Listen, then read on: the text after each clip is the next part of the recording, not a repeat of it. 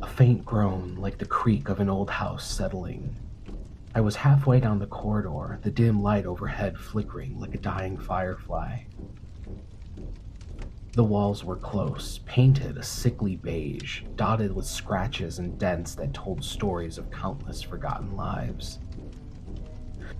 The wooden floor beneath me felt worn and warped, groaning under my every step.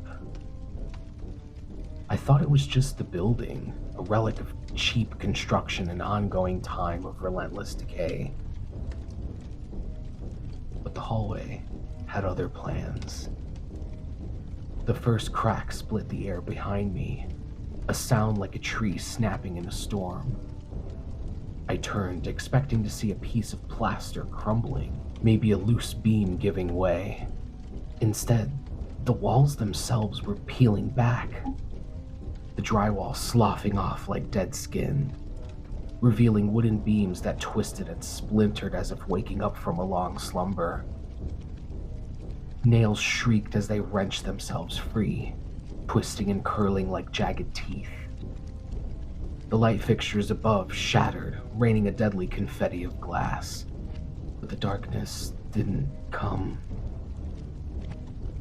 Instead, a pulsing, hellish glow emanated from the exposed innards of the hallway. It was alive. The wooden beams groaned as they bent and cracked, stretching into unnatural shapes.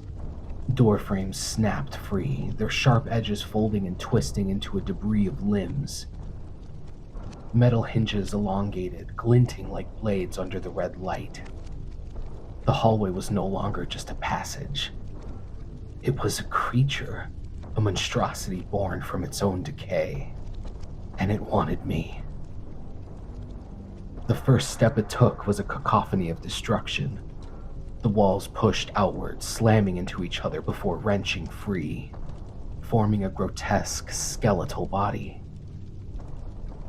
It had legs made of overlapping planks and beams, a torso of warped metal and shuddering drywall.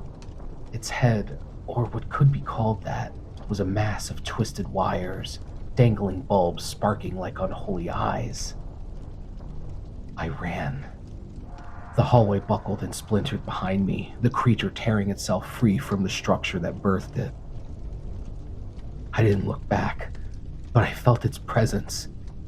A towering, screeching nightmare, its every movement accompanied by the shriek of breaking wood and the metallic clang of shifting steel. The forest was my only chance.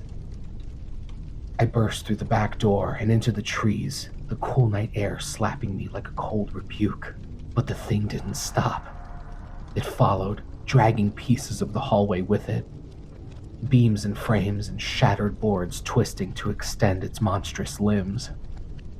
Each step it took sent vibrations through the earth, and I could hear the forest protesting its intrusion. Birds scattered in frantic flurries, their wings slicing at the air. The underbrush rustled with unseen creatures fleeing alongside me. The sounds were overwhelming. The crunch of dry leaves beneath my feet, the snapping of branches as I tore through the trees, the guttural roar of the hallway beast behind me, its voice a symphony of splintering wood and grinding metal. Somewhere nearby, a frog croaked, a high sharp note that cut through the chaos, only to be abruptly silenced, replaced by that grinding metal wood symphony. It was gaining. The forest thinned and I stumbled into a clearing. My breath came in ragged gasps, my heart pounding so loud I thought it might burst. The creature loomed at the edge of the trees, its glowing, sparking wires illuminating the twisted amalgamation of hallway parts. I picked up a rock, a pathetic attempt at defiance. It stared with its unblinking makeshift eyes. And suddenly it moved. Its limbs snapped forward with terrifying speed. I threw the rock, hitting it with a hollow thunk against what used to be a door frame. The creature didn't even flinch. I ran again, deeper into the forest. The world around me, a blur of shadows and sounds. My foot caught on a root and I hit the ground hard. The impact knocked the air out of me, and for a moment, everything went silent. Closer now, I heard it. The steady, deliberate crunch of wood and metal moving across the earth. This wasn't a dream. The pain in my leg, the sting of the scratches on my arms, the cold sweat soaking my clothes. It was all real. Too real. It was hunting. The creature lunged, its massive, jagged limbs slicing through the thickening air of forever. Hallways aren't just passageways. They're watching to consume you too.